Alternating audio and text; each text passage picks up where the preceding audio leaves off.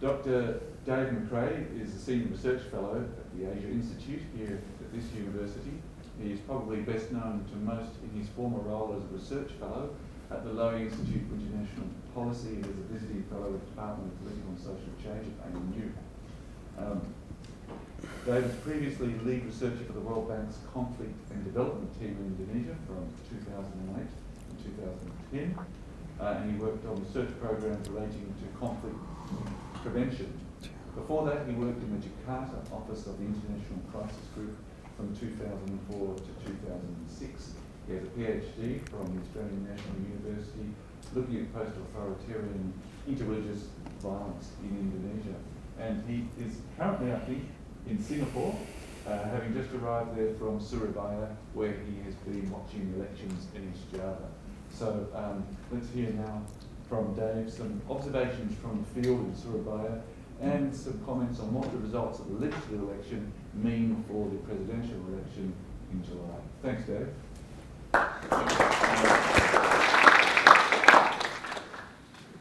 Okay, during my presentation, you won't actually be seeing me, just a disembodied voice, as hopefully I'll be able to share my PowerPoint with you.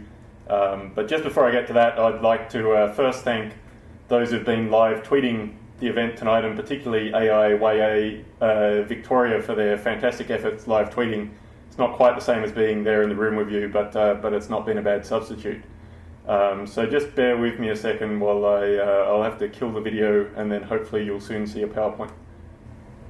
So can everyone see a title screen of the presentation? Okay, brilliant. And has it now switched to a map?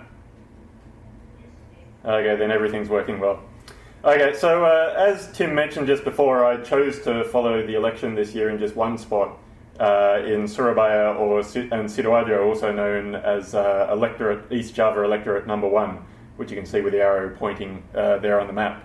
It's one of the larger electorates in Indonesia. As you can see, there are 4.5 million people living there, and it gets 10 of the 560 seats in the parliament. It's also, I thought, would be an interesting place because Partai Demokrat did well there in 2009, winning 3 of the seats, which meant this time you were looking at the likelihood of change. And indeed, the provisional results suggest PDIP's done best there with perhaps 3 to 4 seats, and PKB perhaps 2. East Java itself is also somewhere that was big enough that I thought it'd be somewhere where I would be able to see all of the national level figures coming and campaigning, either in Surabaya or in nearby towns. And indeed, the campaign presented the chance to see President Yudhoyono coming and asking voters not to abandon his various community development programs just because they didn't like him or Partai Demokrat, as well as taking the opportunity, as you can see here, to bang out a couple of songs. It also meant being able to see former military commander Wiranto and businessman Haritano campaigning for their Hanura party, talking about transforming Indonesia into a developed country, filling out the nation's aspirations, and Wiranto saying Hanura was the cleanest party. Jokowi also visited. Here you see him campaigning in Malang, and in a short speech he appealed to those at the rally to vote for PDIP to ease the way for the presidential election, and so that he would have a strong parliamentary base to become a strong president. And I'll say a bit more just a bit later on about whether or not that panned out. And finally here, Prabowo telling attendees at his rally on the final day of the campaign that it was his party's dream that the child of a farmer must be able to become a professor, and warning people that Indonesia still faced the threat of recolonisation, although these days foreigners would do this through bribing or buying Indonesia's leaders rather than needing to send the military. But the presence of these national figures in the campaign wasn't only about appearing at these large set-piece rallies that each party held periodically during the 3-week campaign period. You also saw on the banners of various legislative candidates, which were plastered all over the streets, people trying to use their party's leading figures to bolster their own support.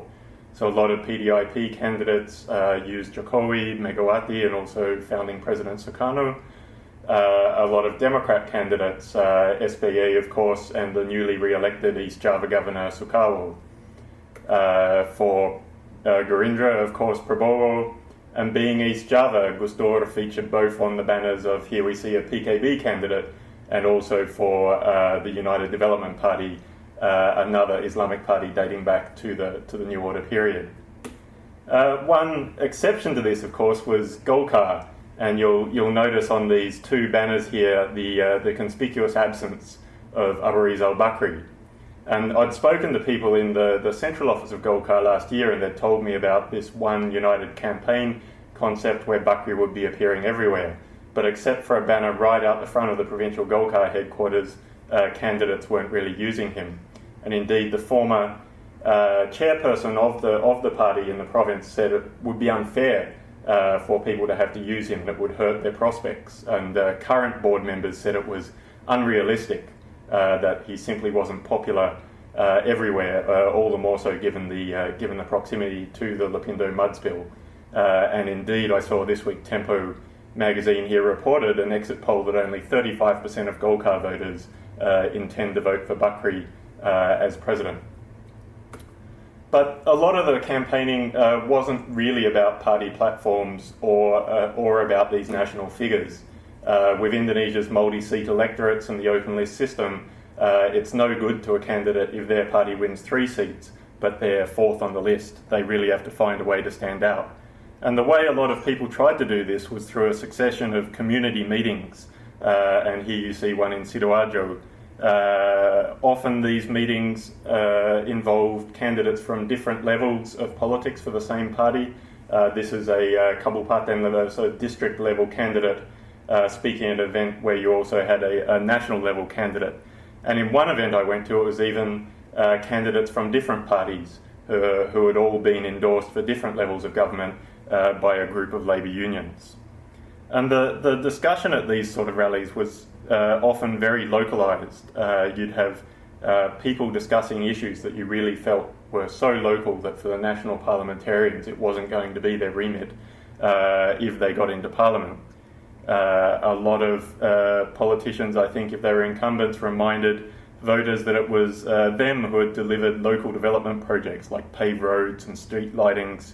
I saw a number of candidates also, personalising state resources, either by saying they had delivered them or acting as intermediaries to inform people about the new health insurance scheme, to help people obtain building certificates, and in other ways positioning themselves between citizens and being allocated state resources. And just to emphasise the way that this sort of campaigning was not to do with party platforms, I watched one PDIP candidate campaign in Surabaya's famous Dolly prostitution area, telling local residents that they'd help them to oppose the closing of the area, which was being pursued by the PDIP mayor of Surabaya, Tri Risma Hari ini. And indeed, some candidates only sought to increase their party's vote, it seemed, if it suited them. In particular, I spoke to a local political observer who outlined in some detail the strategy of 2 candidates from different parties who'd both used a political consultant. And for the first candidate, the consultant had concluded that the candidate's party would win 1 seat, and it would be easier for this candidate, who was ranked about halfway down the list, to try to beat out their number 1 ranked candidate, an incumbent, rather than try to expand the party's allocation to 2 seats. So the consultant had advised the candidate to get their campaign team to work out where the incumbent was campaigning, and then send their own campaign team to exactly the same place the next day as a way of undermining the incumbent. Not a strategy, obviously, that is going to increase that party's vote. But for another candidate, the same consultant had judged that there was nothing they could do to beat the party's incumbent candidate. And so the only option open to them was to look for new supporters. They'd looked at surveys and seen that anything they did to increase their own candidate's support merely pushed up the support of the incumbent as well. So for that candidate, it really was a matter of mapping out where he might be popular and where he could bring new votes to the party.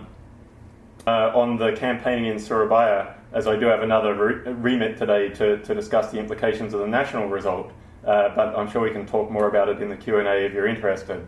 But I'll throw up here now, based on just one quick count, the election results from last Wednesday.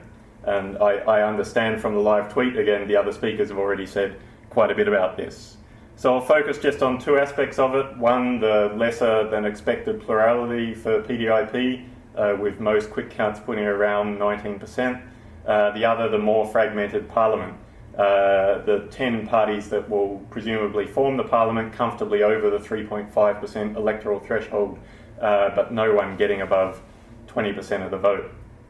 And that 19% vote for PDIP really has raised some attention as to whether or not there's a Jokowi effect and what the implications might be for the presidential election of that result.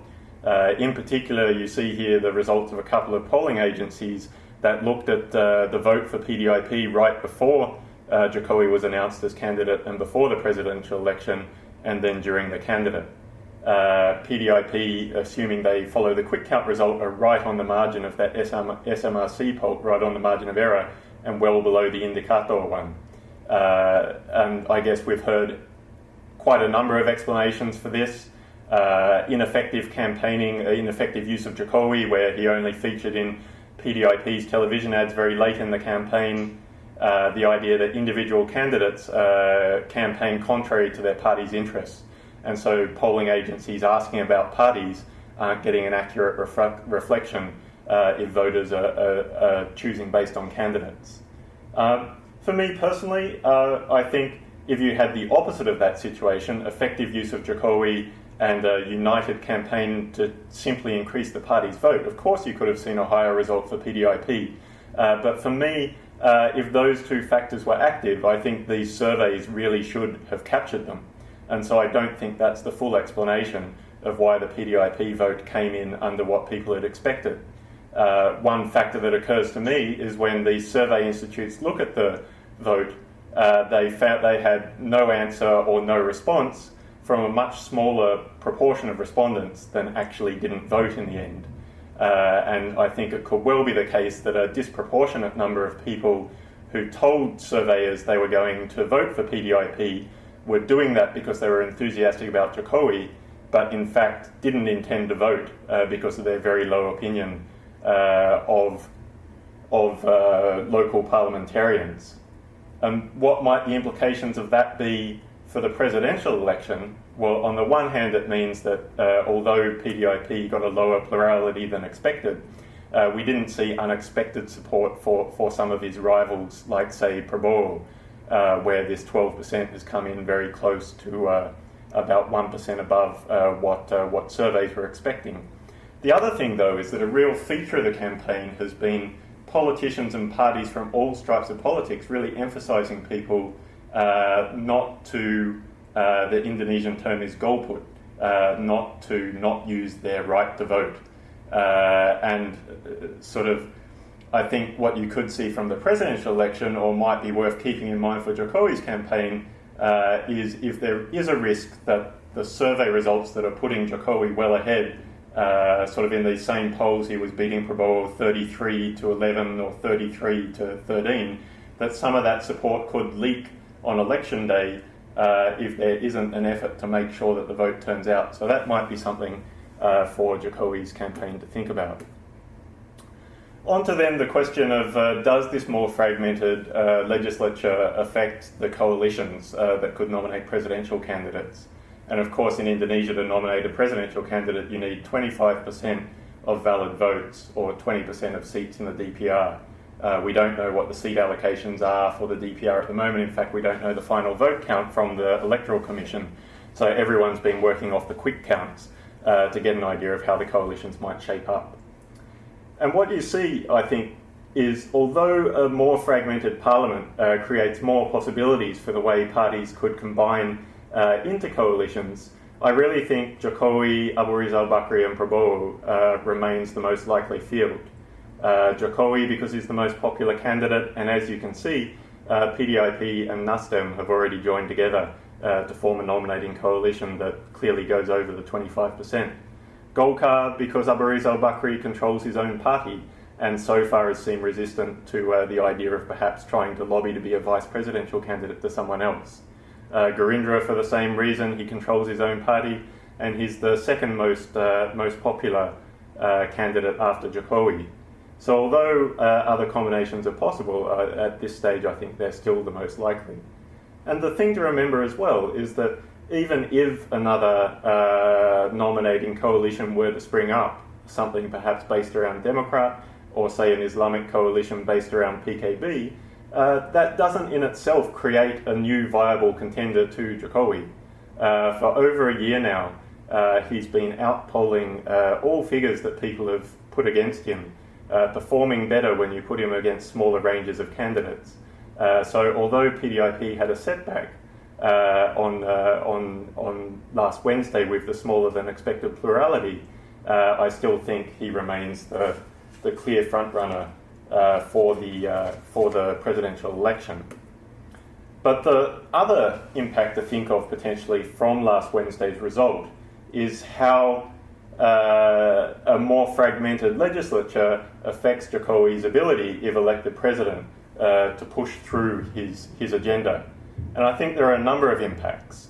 One is he may well have a less free hand, him and PDIP, to choose a vice president. If other coalition partners now think they have a stronger bargaining hand, or PDIP itself feels that it needs another party to really mobilise its party machinery to ensure that Jokowi becomes president.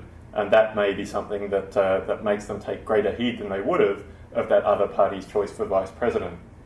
The second thing, of course, is what sort of governing coalition, assuming Jokowi does win, Jokowi and PDIP-led government would form.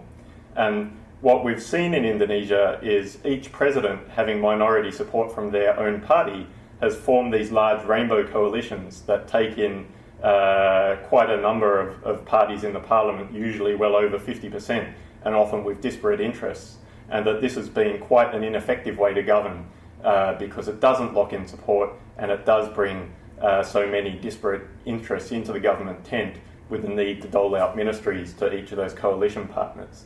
I still think it's a better idea for PDIP and Jokowi to stick to a limited coalition and have Jokowi try to use his popular mandate, his popular support, to drive his agenda through the parliament.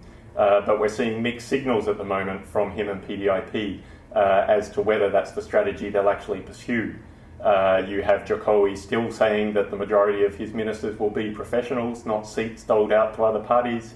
But at the same time, after the meeting with Abu Rizal Bakri, although the two parties decided to go their own ways in terms of the presidential election, Abu Rizal Bakri was saying, well, Golkar could always look at a coalition after the presidential election had gone past.